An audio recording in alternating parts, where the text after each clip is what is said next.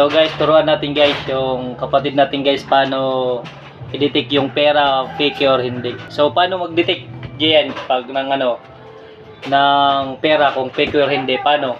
Yung basic. Ha? Yeah. Magaspang. Magaspang. So tunay yan fake.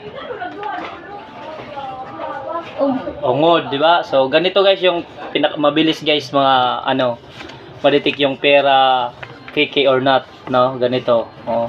I-fold nyo ng ganyan guys. Fold nyo. Diba yung tao? Yan na tao. Tingnan mo. Wakan mo dito sa dulo guys. Tingnan mo. Tapos ito. Ganituhin mo guys. Oh. Ito. Ganituhin mo.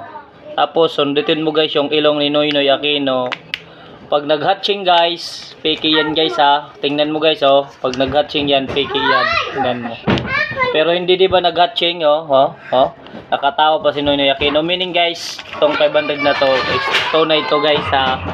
Kasi nakangiti pa rin si Noynoy kahit sinusundot na yung ilong. Hindi nagbahing at saka nag-hatching. No, ganito yung pag ha.